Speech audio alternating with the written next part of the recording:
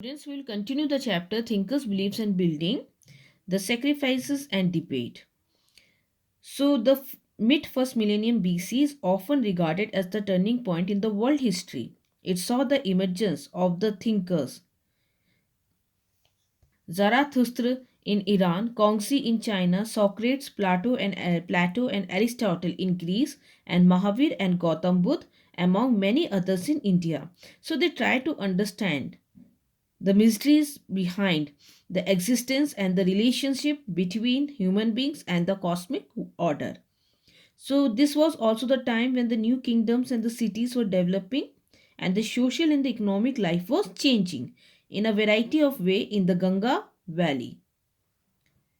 So, these thinkers attempted to understand this development as well. The sacrificial traditions here. So, sacrificial tradition where you will find complexity in Vedic religion.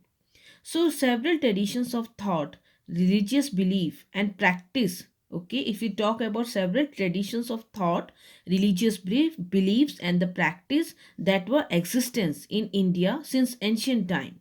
So, early Vedic or the Rig Vedic traditions was one of them.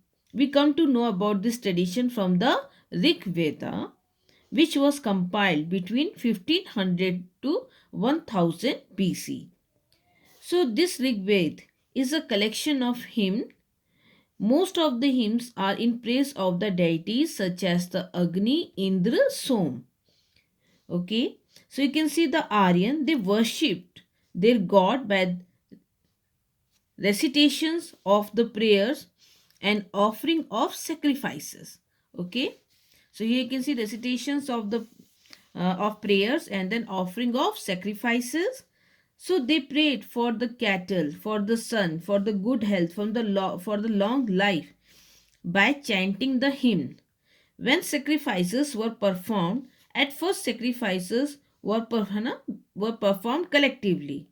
Some sacrifices were performed by the head of the family, but gradually the Vedic religion it became highly complicated. A particular class established its hold over the religion and several complex and meaningless rites and rituals were included in it.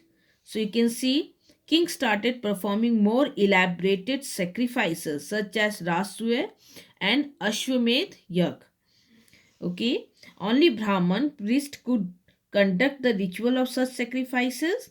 Some yajnas or sacrifices continue for the day to gather months and even years. So it was pointed out that these sacrifices, it if we talk, depend upon the dakshina or the money paid to the officiating priest or the you can see such a complex religion became beyond the reach of the masses, and the masses they turn against it. Here come new questions. Okay, many ideas that found in Upanishad in the 6th century BC show that now the people they were curious about the meaning of the life, the possibility of life after death and rebirth. So was rebirth due to the past action?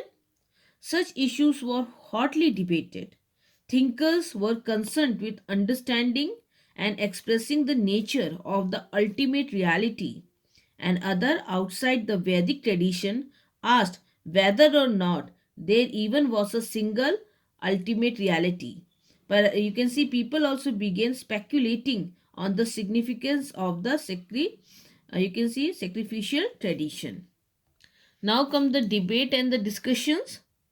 So we get a glimpse of lively discussions and the debate from the Buddhist text, which mention as many as 64 sect or the schools, you can see schools of thought. So teachers travel from place to place. Okay, they're trying to convince one another as well as laypersons. Okay, who are not having the detail or the specific knowledge, so they try to convince them about the validity of the philosophy or the way they understood the world. So debate took place in the Kutagra Shala. Okay, literally a hut with a pointed roof, or in groups where you can see traveling mendicants halted.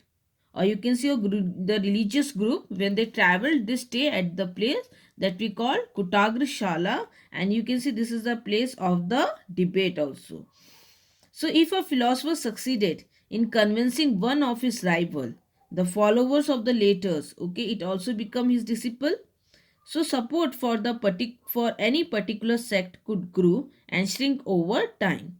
So many of these teachers, including the Mahavir and the Buddha, questioned the authority of the Vedas. They also emphasized individual agency, suggesting that men and women could seek to attain liberations, okay, from the difficult experience of the worldly existence. So this was in marked contrast to the Brahminical positions, where, as we have seen, an individual existence was thought to be determined by his or her birth in a specific caste or in gender. So here comes beyond worldly pleasures, the message of Mahavir. So the basic philosophy of the Jaina was already in existence in North India before the birth of Vardhaman, who came to be known as Mahavir. So Mahavir was preceded by 23 other teachers or Tirthankars, literally those who guide men and women across the river of existence. Okay, so he was the 24th Tirthankar. So here comes teaching of Mahavir Swami.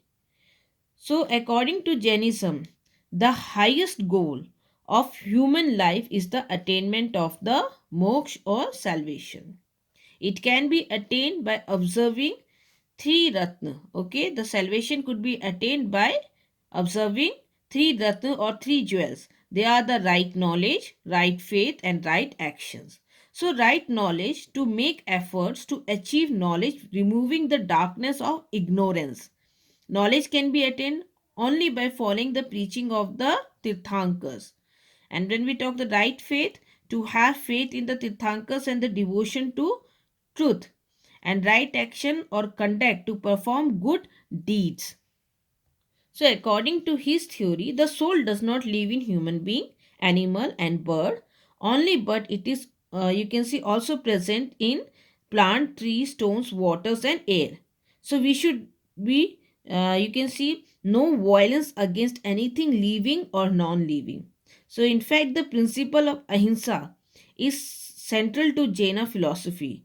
It has left its mark on Indian thinking as a whole. So, according to Jaina tradition, when we talk about the cycle of birth and rebirth is shaped through karma, okay, or karma. The fruit of the conduct that the man performs goes on accumulating, and the soul has to be taken birth time again and again to harvest it. Man can escape from it by, you can see, through asceticism and penance are required to free oneself from the cycle of karma. Okay, so here you can see Jainism, they lay much emphasis on the following of the five vows. Here you can see one, non-violence, truth, non-stealing, okay, and then non-possessions and celibacy or brahmachari. So here you can see now growth or spread of Jainism. So teaching of Mahavir Swami, it became popular among the masses. Among the common masses and various sections of the society, they were attracted toward Jainism. Soon this religion, it spread to various parts of India. According to Jaina tradition, you can see both Bimbisar and Ajat Shatru, okay. The rulers of Magad were followers of Jainism. Udayan, the successor of Ajatasattu, was also a devotee of Jainism. And then comes Chandragupta Maurya. Too was a follower of Jainism. He migrated with Bhadrabahu to the south and propagated Jainism there. So Mathura and Ujjain had turned to the great center of um, Jainism during the 1st century AD. Even Jainism is spread in Kaling or Odisha during the 4th century BC, where King Kharvel of Kaling or Odisha, you can see, who defeated the rulers of Andhra and Magad and patronized Jainism during the period of 1st century BC. So during the 2nd and the 1st century BC, you can see that Jainism it entered the southern part of Tamil Nadu, and also Jainism registered a good growth in the south during a period of 500 AD to 1200 AD. So many royal dynasties of the south such as Gang, Kadam, Chalukya and Rashtrakutas they patronized Jainism. So these areas now even have a good number of Jaina who are mainly engaged in trade and commerce.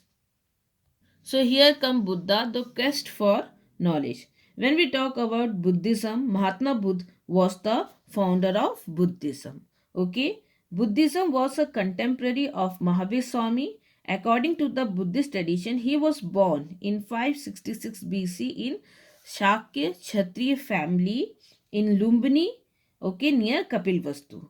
So his family name was, if we talk about Siddhartha childhood name, his father Sudhodan, and you can see was the elected ruler of the Kapil Vastu and the head of the Republican clan of the Shak. His mother Maya Devi was a princess from the Koshal dynasties, and then from the very early childhood you can see Siddharth show a meditative bent of mind. So, hence, the worried father married him at an early age to a beautiful and accomplished princess Yashodhara. So, he married to Yashodhara. He got a son from Yashodhara named Rahul. So, Siddhartha was not happy at heart. The popular legend says that the sight, or you can see, of an old man, sick man, and a dead body filled him with deep sorrow. At last, he saw an ascetic who it seemed to him, and he come to term with old age, disease, and death. So Siddhartha also decided to adopt the same path of ascetics. Okay, one night at the age of 29, he left his home, his wife and son, and became ascetics in search of truth. So the Buddhist term this event as a great renunciation. He practiced rigid tapasya and resorted to different kind of self-torture to find the truth. But even after 6 years of long penance, he could not attain the real knowledge. Ultimately, he abandoned the way of rigid austerities. Okay, then he went to Uruvela or near the Bodh Gaya on the bank of the river Niranjana river and sat under a peepal tree. Okay. In meditation, here he attained the supreme knowledge or enlightenment on the 49th day of his continuous meditation. Since then, he came to known as Buddha, the enlightened one. Tathagat, one who has attained the truth, being related to his attainment of knowledge, the area Uruvela or Gaya came to be known as both Gaya, okay, and the people tree under which he attained enlightenment become popular as a Bodhi tree. So Mahatma Buddha preached most of his sermon at, you can see, Sravasti, Mathura, Rajgir, Gaya, Patliputra, Kapilvastu. So but his first sermon was in Sarnath. Okay, from Uruvela, Mahatma Buddha proceed to Sarnath or Rishipattam. Here in Deer Park, he gave his first religious discourse or sermon or speech, which is known as preach. Okay, Dharam Chakra Parvatan. His first sermon came to be known as Dharam Chakra Parvatan, setting in motion the wheel of Dharma. So when we talk about, he gave this to his first 5 disciples. Here Ashwajit, Upali, Moglan, you can see Sariputra and Anand were the first 5 disciples of Buddha. So Mahatma Buddha, he preached his sermon, you can see, at Sravasti. For 45 years of his life, he roamed about in places such as Sarnath, Mathura, Rajgir, Gaya, Patliputra, Kapilvastu for preaching and delivering the sermon for salvation. Okay, he breathed his last on you can say Vishak Purnima in 486 BC. So he breathe his last. Okay, you can see at the age of 80 at Kushinagar or Kushinara, his death is known as Mahaparinirvan. When we talk about death of Buddha, it is known as Mahaparinirvan. After cremation, you can see the ashes of the Buddha were kept in a casket and stupas were built over them. Sanchi Stup is one such example. So here we talk about the teachings of Buddha or the doctrines of Buddha. So the Buddha teaching, it have been reconstructed from the story found mainly in the Sutta Pitaka. Okay, his teaching were based on logic and prudence, means wisdom. These can, you can see, here you can see the world is transient and is constantly changing. It means the world is temporary, lasting for short time, and it is constantly changing, and the world is soulless as there is nothing permanent or everlasting. So here you can see the four noble truth, very important here. These are the sorrow. The world is full of sorrow. The cause of sorrow is the desire, ignorance, attachment. These are the causes of the sorrow. Sorrow ceasing, you can see, sorrow can be ended by destroying the trishna or the desire. And the way to end sorrow, there is a way to end sorrow. So one can get out of the chain of the suffering by following the eightfold path. Okay, so this eightfold part, or you can see the Ashtangic mark, is the right view, right resolution, right speech, right action, right livelihood, right efforts, right mindfulness, and right meditations. Okay, so Buddha was not in the favor of extreme asceticism or self mortification. He suggested that it was um, following the path of moderation between severe penance and self indulgence, that human being could get rid of worldly troubles. So the eightfold path is known as the middle path. Okay, because it goes between the extreme asceticism, or you can see pleasure. So Buddha emphasized the following 10 shields, okay, or the daily code of conduct. So these 10 shields are the non-violence, truth, non-stealing, non-possession, celibacy or brahmacharya, discarding of dancing and singing, discarding the usage of perfume and scents, not having food at odd time, discarding the uses of soft bed, and reject gold and women. So when we talk about of these 10 shields, okay, the first five were for the householders, okay, and Buddhist you can see, whereas other 10 were for the monks. So it was compulsory to observe all the 10 shields. So Buddha emphasizes the following of non-violence. Okay, he preached the man should love all the living creatures, man, animal and bird. He should neither torture nor injure a creature by thought, by speech or by action. So Mahatma Buddha, he laid emphasis on the law of action or karma. He preached that man is the architect of his destiny. He takes birth again and again in order to harvest the fruit of his action. Okay. So according to Buddha, Nirvana is the ultimate objective. Okay. Nirvana is the ultimate objective of human life. It can be attained even in this life through the complete elimination of selfish desire. It means the shedding of all the desire and ending of suffering, which ultimately lead to freedom from rebirth. So in the earliest form of Buddhism, it was irrelevant whether God existed or not. Buddha neither denied nor accepted the existence of the God. So Buddha did not accept the importance of Vedic rite and rituals for the attainment of salvation. He also refused to recognize the superiority of the Brahmins. He suggested that the society was the creation of human rather than of divine origin. Now we will see who were the followers of the Buddha. Okay, so soon there grew a body of disciples. Okay, shishya of Buddha ke shishya. Okay, body of the disciples of Buddha, and he founded a sangh. As we have already read about the five disciples of Buddha, and in they organized, or they found a sangh, and this is the organization of monks who too became teachers of Dham. So these monks, they lived simply, possessing only the essential requirement for survivals, such as a bowl to receive food once a day. As they lived, you can see, on alms, they were known as bhikshus. Okay, so these monks were known as bhikshus.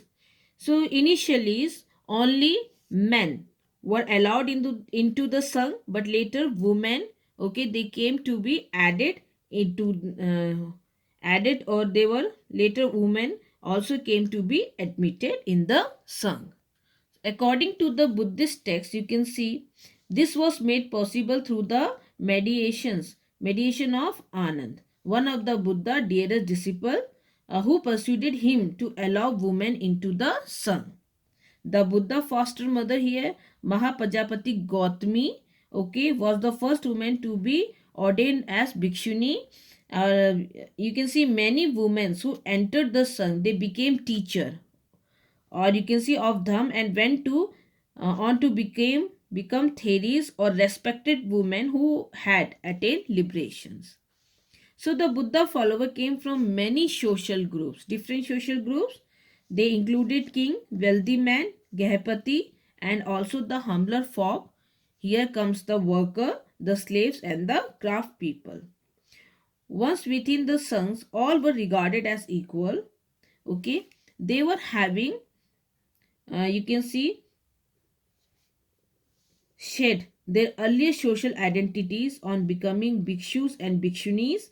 The internal functioning of the Sangh, it was based on the tradition of Gan or Sangh on a democratic line, where consensus was arrived at through discussion. If that failed, decisions were taken by a vote on the subject. So here comes the topic. Can we see everything? So we try to interpret the ancient architecture and the sculpture with the help of the concerned literary text and the popular traditions. So here you can see the scholar, they try to understand the unfamiliar on the basis of the familiar. For example, when in the 19th century the European scholars saw the sculpture of god and goddesses with multiple arms and head, or with combination of human and animal forms, they seem to be them as deformed, okay, as they were not familiar with the background and significance. So the early European scholar, they compared the Indian sculptures with that of the ancient Greek sculpture because they were familiar with it. Okay, so they concluded that the early Indian sculpture was inferior to that of the Greek sculptures. So the discovery of the image of Buddha and the Bodhisattva, evidently based on the Greek model, boosted them with great excitement. It's worth mentioning that these images were found particularly in cities such as Takshila and Peshawar in the northwest. Indo-Greek rulers had established their kingdom in the region, the northwest, in the 2nd century BC. So therefore, there was an influence of the Greek sculpture on this image. So as you can see the image, okay, there was an influence of the Greek as they were ruling in the northwestern part. Okay, as the European scholars were familiar with the Greek tradition, they considered this image to be the best example of early Indian art. So here comes problem of not matching the text and the images. So some texts you can see which are matching with the, we read about some of the text or the sculptures, okay, some of the sculptures that is mentioned in the uh, text, especially in the Buddhist text, as we have depicted or read about some of the story and the tales from the text. So here come the problems of not matching the text and the images. So you can see often the scholar, they face the problem of not matching the text and the images. So sculpture along a huge rock surface of Mahabalipuram is a significant example of it. So here you can see the sculptures of in Mahabalipuram in a rock, okay. And here you can see, according to some historian, it depicts the descents of the river Ganga. And when we go through these sculptures, okay, that is carved on the rock, so you can see that at the center, here you can see that the descent, it depicts the descents of the river Ganga from heaven. The story has been narrated in the Puran and the epics. They assume that the natural cleft through the center of the rock, okay, surface perhaps symbolizes the descent of the river. तो आप देखते हैं इसमें क्या चित्रण ऐसे किया गया कि जैसे गंगा नदी कहाँ से स्वर्ग से उतरकर नीचे आ रही है। और यहाँ पे आप देखते हैं क्लिफ, चट्टानों के मध्य प्राकृतिक दरार शायद गंगा नदी को दिखा रही है, ठीक है, जो ऊपर से नीचे आ रही है। So the here you can see, but some other scholars do not agree with this viewpoint. They, while quoting the Mahabharata, emphasize that it depicts Arjun doing penance in order to acquire divine arm. और दूसरे ये मानते हैं कि शायद से अर्जुन क्या कर रहा है, इसमें यह दर्शाया गया कि अर्जुन तपस्या कर रहे हैं किस चीज के लिए, ताकि उन्हें देवास्त्र और देवीय अस्त्र प्राप्त हो सके. So that's why you can see here you can see that they argue that is why that the artist has depicted the figure of an ascetics in the center of the sculptures. So we should remember that many rituals, religious beliefs and the practices, it were not recorded in permanent visible form. You can see many monuments, sculptures or even paintings. These included daily practices as well as those associated with the special occasions. So many communities and people may not have felt the need for keeping lasting records. Even they may have had vibrant traditions of religious activities and philosophical ideas. So in fact, you can see spectacular instances we have focused on this chapter are just the tip of the iceberg. So it will be fair to conclude it that the period under consideration, 600 BCE to 600 AD, it registered a significant cultural growth.